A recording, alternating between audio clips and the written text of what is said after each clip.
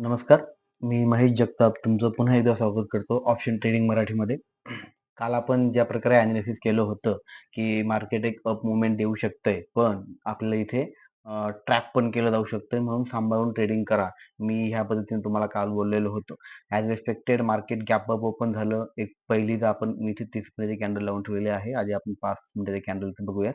हे बघा, ज्याप्रमाणे मार्केटने रिएक्ट केलं. गॅप अप ओपन झालं, मार्केट वरती गेलं. वरती 25,613 ला टच केलं म्हणजे जवळजवळ 25,600 पर्यंत मार्केट गेलं. तिथून एक मोठा रेजिस्टन्स फेस झाला आणि तिथून मार्केट सरळ खाली आलं.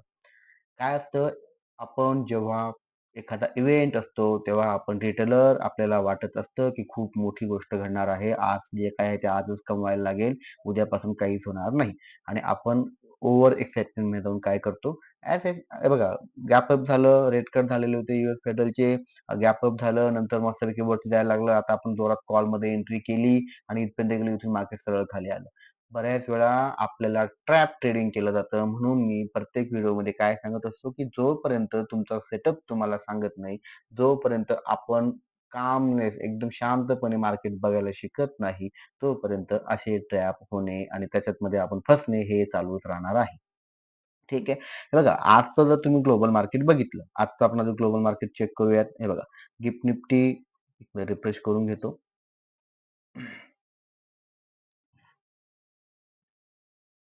हां. गिफ्ट निफ्टी जर बघितलं, 44.50 ने प्लस आहे. निफ्टी 755 पॉइंटने प्लस आहे आणि डाव जोन्स 303, S&P 9.5 म्हणजे 95.38, नॅसडॅक 440 म्हणजे काय, की ज्या प्रकारे मी तुम्हाला बोललेलो होतो, की जे काही रेट कट होतील किंवा हा जो इव्हेंट आहे, याचं लगेच जरी नाही इफेक्ट झाला, पण याचं कालांतराने म्हणजे सोमवारपासून किंवा नेक्स्ट वीकपासून किंवा उद्या परवापासून त्याचे आपल्याला काय भेटतील, इफेक्ट बघायला भेटतील. आणि त्याप्रमाणे बघा मार्केट काय होतंय, पॉझिटिव्ह होतंय. हे का होतं? बऱ्याच वेळा लाँग पोझिशन्स असतात. त्या लाँग पोझिशन कोणी स्क्वेअर अप करत असतं, कोणी नवीन पोझिशन बनवत असतं, एक्सपायरी असते. या सर्व गोष्टी असल्यामुळे आपल्याला फक्त ज्याप्रमाणे मार्केट चालतंय त्याप्रमाणे ट्रेड करायचा आहे. आपण जर ते म्हणतात ना, की मार्केट आपल्याला ललचवतं, की नाही या आता बघा मी वरती जाणार आहे, आता फुल टू फकाट चालणार आहे. तर इथे आपण स्वतःला सावरायला हवं. ठीक आहे. चला, आज आपण आधी आपला ऑप्शन डाटा काय म्हणतो ते बघूयात. ओके. ओके. आता आपण निफ्टीचा ऑप्शन डेटा बघतोय. ऑप्शन डेटा बघितला तर ॲज इट इज इथे कॉलवाले जास्त आलेले आहेत. का? की काल मार्केट पूर्ण डाऊन होतं. ऑब्व्हियसली कॉलवाले जास्त होते. पण आत्ताचा जो सिनेरिओ बघितला, मार्केट आपल्याला गिफ्ट निफ्टी पण अप आहे, पॉझिटिव्ह दिसते आणि अदर इंडेक्स ज्या आहेत, ग्लोबल इंडेक्स आहेत, त्या सुद्धा आपल्याला पॉझिटिव्ह दिसताय. आता जे बघितलं तर टोटल ओआयमध्ये 1874 ओआय आहे आणि आणि याच्यामध्ये बघितलं पुटमध्ये 1479. म्हणजे खूप जास्त फरक नाहीये. सेम चेंजिंग ओव्हरमध्ये पण 761.4 आहे आणि ते 407.5 आहे. म्हणजे काय, याला केव्हाही सरफेस करेल किंवा चालू होताच सरफेस होऊन जाईल. पुटवाले जास्त वाढतील आणि मग आपल्याला कळेल की हे 25,600 ला जे काल टच झालेलं होतं आणि जे 25,415 च्या खाली येऊन थांबलेलं आहे. तर तिथे मार्केट परत 25,600 पर्यंत जाईल का? की एक मोठा गॅप अप होईल आणि परत मार्केट साइडवेज राहू शकतं. या सर्व गोष्टी आणि इफेक्ट जो आहे, मे बी आपल्याला सोमवारपासून चांगला बघायला मिळेल किंवा आजही एक रॅली येऊ शकते. पण ना त्या रॅलीसाठी किंवा त्या आणि सगळ्यात महत्त्वाचं, जेव्हा मार्केट हे ऑल टाईम हायला असतं, जेव्हा मार्केट हे त्याच्या ऑल टाईम हायला असतं, तेव्हा सर्व गोळीबार हा हवेत चालू असतो.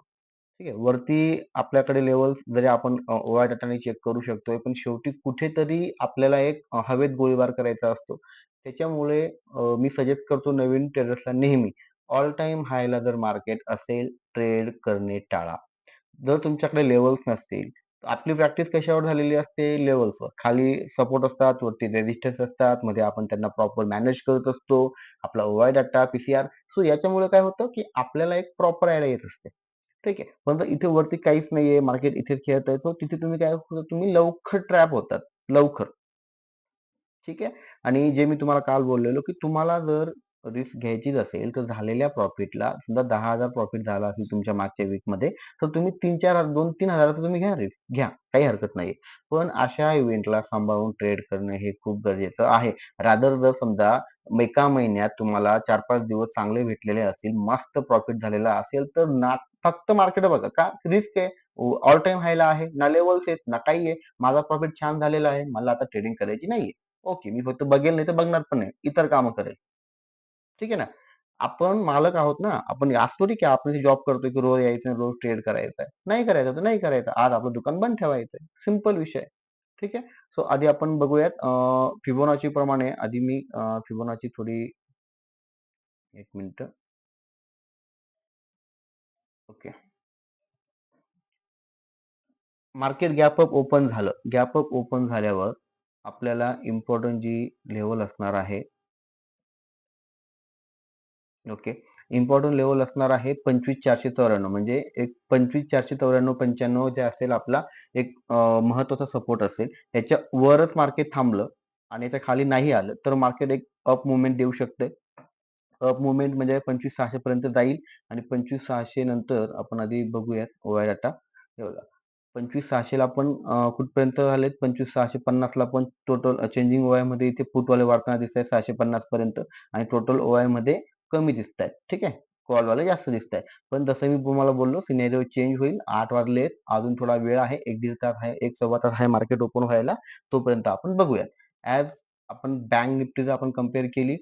बँक निफ्टी पण काल सेम सिच्युएशनला होती. पण एक झालं की बँक निफ्टी तिच्या ऑल टाईम हायला पोहोचली. हां, ठीक आहे. त्यांनी टच केलं आणि तिथून परत ते खाली आलेलं आहे. मग आज पण गॅप अप ओपन होऊन परत आपल्याला पुढचा सिनेरिओ आपल्याला बघावा लागेल. त्यांचं जर आपण बँक निफ्टीचं आपण ओके. सेम सिच्युएशनला आहे. बँक निफ्टी सुद्धा. हे बघा. ओके. म्हणजे 53,200, 53,300 गॅप अप मोठं ओपन झालं. इथे पुटवाल्याने याला सरफेस करून टाकतील आणि मग आपल्याला एक मोमेंटम बघायला मिळू शकतंय. सध्या तर ह्या लेव्हल्स ज्या दिलेल्या आहेत त्या वर्क करतील प्रॉपर. फक्त जे वरती जे आहे, वरच्या लेव्हलचा आपल्याला सांभाळून ट्रेड करायचा आहे. कारण की हा रेझिस्टन्स आहे मिनिटं. ओके. 53,360चा 61चा जो रेझिस्टन्स आहे तो स्ट्राँग आहे.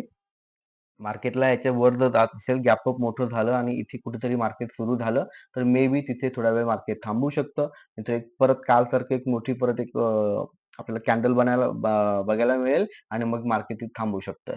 ठीक आहे. पण एक मोमेंटमसाठी किंवा एक चला बघू, घेऊन ठेवू, कॉल घेऊन टाकू, आलं तर आलं, नाही तर गेलं, असं करू नका. मग ते काय होतं सट्टा होऊन जातो तो, जो आपल्या प्रॅक्टिसचा भाग उरत नाही आणि आपल्याला आपल्या नियमानेच ट्रेडिंग करायची आहे. तुम्ही जर ट्रेडिंग एक चांगल्या पद्धतीने करायचा प्रयत्न करत असाल, एक तुमच्या डोक्यात असेल की मला इथून पैसा कमवायचा आहे, तर तुमचे नियम तुम्ही बनवले असतील, त्या नियमानेच ट्रेडिंग करा. ठीक आहे? आणि आता आपण एकदा परत त्याचा पी-सी-आर चेक करूयात. म्हणजे आपल्याला थोडं ओके. ओके. 0.9.2 ओके. हे बघा काल मार्केट ओपन झालं, गॅप अप पद्धतीने मार्केट सरळ खाली आलं, पीसीआर पण खाली येत गेला आणि आता परत पीसीआर वाढीकडे लागलेला आहे. जर पीसीआर इथे वाढत असेल, इन्क्रीज होत असेल आणि इकडे पुटवाले वाढत असतील, तर मार्केट एक चांगली रॅली देऊ शकते. पण जर समजा इथे चेंजिंग ओआय मध्ये कॉलवाले जास्त आणि टोटल ओआय मध्ये पुटवाले जास्त, अशी जर सिच्युएशन असली तर काय करायचं? मार्केट हे साइडवेज राहू शकतंय. त्याच्यामुळे आपल्याला शांतता घ्यायची. आणि इंडेक्सच्या बाबतीत जर बघितलं निफ्टी आणि बँक निफ्टी ऑदर इंडेक्समध्ये तुम्ही चेक करू शकताय. पण तुम्ही सीनियर नसाल, तुम्हाला एक प्रॅक्टिससाठी करायचं असेल, तर 1-2 इंडेक्स सोडून इतर इंडेक्सच्या मागे लागू नका. ठीक आहे. हां, जिथे तुम्हाला मोमेंटम चांगली भेटते, जिथे वाटतंय तुम्हाला की इथे एक चांगलं मला माहिती इथे ट्रेड भेटू शकते, तर तुम्ही ट्रेड घेऊ शकताय. पण ट्रेडिंग करताना तुमच्या नियमाने करा. आणि 23 सप्टेंबर पासून आपली बॅच सुरू होते. मी तसं नंबर देणार आहे कमेंटमध्ये. तुम्हाला वाटलं तर तुम्ही ते मला मेसेज करून ग्रुप जॉइन करू शकताय. अजून काही इतर तुमचे प्रश्न असतील तर ते मला कमेंटमध्ये सांगा. आपण नक्कीच त्याच्यावर विश्लेषण करूयात. ओके. आणि प्लीज माझ्या चॅनलला सबस्क्राईब करा, कमेंट करा, लाईक करा तुम्हाला आवडत असेल तर. ओके. धन्यवाद. Thank you. All the best.